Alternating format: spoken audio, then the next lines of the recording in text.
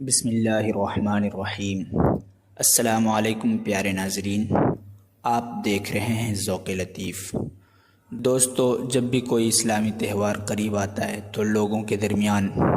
اس کے متعلق جاننے کے لیے اور اس کے بارے میں کچھ سوال جواب کا سلسلہ شروع ہو جاتا ہے، اور یہ ہونا بھی چاہیے تاکہ جن لوگوں کے اندر کسی چیز کے بارے میں کوئی ڈاؤٹ ہے تو وہ کلیئر ہو جائے، اور اگر کسی کے پاس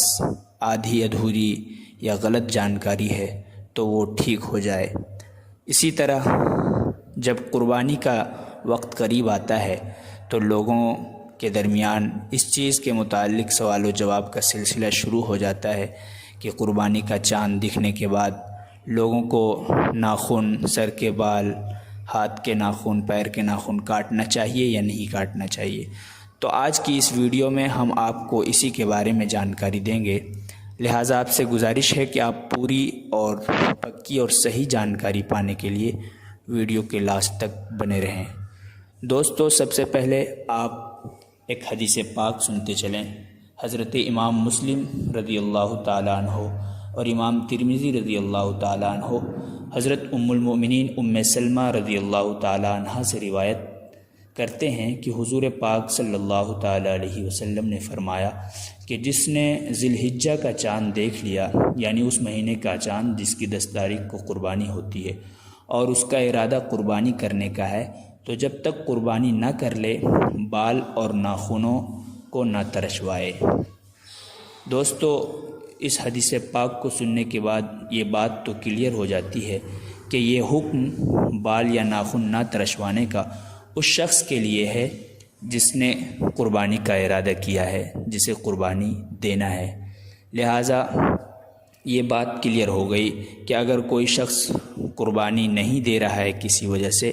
تو وہ بال اور ناخن ترشوا سکتا ہے، لیکن جس کا قربانی کا ارادہ ہے تو اس کو بال اور ناخن ترشوانے سے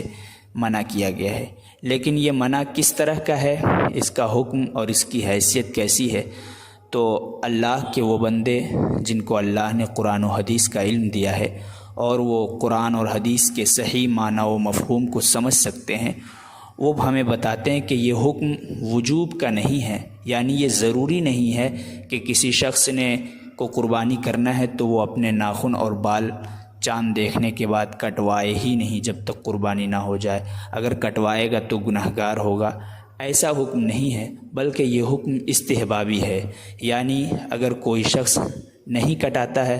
تو اسے اس پر ثواب ملے گا، لیکن اگر کوئی کٹا لیتا ہے تو اس پر کسی طرح کا کوئی گناہ نہیں، نہ اس کی قربانی میں کسی طرح کی کوئی کمی آئے گی۔ بلکہ بات تو یہاں تک ہے کہ اگر کسی نے اتنے دنوں سے اپنے بال، پرائیویٹ حصوں کے بال، بغل کے بال یا ناخن نہیں کاٹے ہیں، کہ اگر وہ قربانی تک اب انتظار کرے گا تو 40 دن یا اس سے زیادہ ہو جائیں گے، تو اس شخص کے لیے ضروری ہے کہ وہ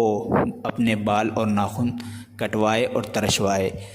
نہ کہ قربانی کے دن کے آنے کا انتظار کرے، کیونکہ اس صورت میں وہ گنہگار ہوگا، کیونکہ 40 دن سے زیادہ ان چیزوں کو بدن سے لگائے رکھنا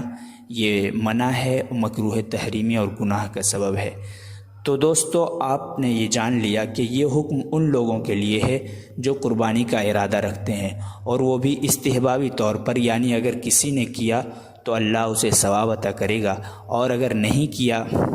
تو اس پر کوئی گناہ نہیں ہے۔ لیکن ایک اور حدیث پاک چلتے چلتے آپ سن لیں۔ اللہ کے رسول صلی اللہ تعالیٰ علیہ وسلم ارشاد فرماتے ہیں کہ اگر کسی شخص کے پاس،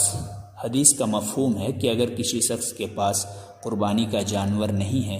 یا وہ کسی وجہ سے قربانی نہیں کر سکتا، مالک نصاب نہیں ہے،